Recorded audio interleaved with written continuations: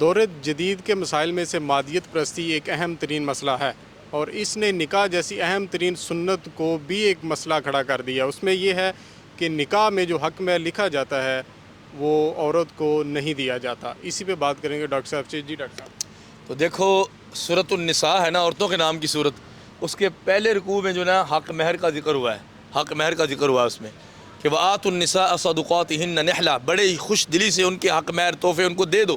اچھا کچھ کہتے ہیں معجل غیر معجل، معجل آن دا اسپاٹ، وہ تھوڑا سا دیا 1000 روپیہ، اور غیر معجل جو بعد میں دینا ہے وہ ہے جی 15 لاکھ روپیہ، 20 لاکھ، 50 لاکھ بھی میں نے دیکھا ہے ایک نکاح میں۔ اچھا بعد میں جی وہ مانگے تو طلاق۔ تو عورت پہ ظلم آج بھی زمانہ جاہلیت کی طرح ہو رہا ہے، اور کئی عورتیں خود ظلم کرواتی ہیں۔ وہ ان کے گھر والے کہتے ہیں کہ نہیں نہیں زیادہ لکھواؤ، ہم نے کون سا لینا آپ سے، تو جھوٹ ہو گیا نا۔ جس نکاح کے شروع میں جھوٹ ہے تو برکت نہیں ہوگی۔ نبی علیہ السلام کی ایک حدیث سن لیں کہ جتنی شرطیں طے کی جاتی ہیں آپس میں، ان میں سب سے زیادہ پوری کرنے والی شرط وہ ہے جس کی وجہ سے شرم گاہ حلال ہوئی ہے، آپ کا ریلیشن قائم ہوا ہے۔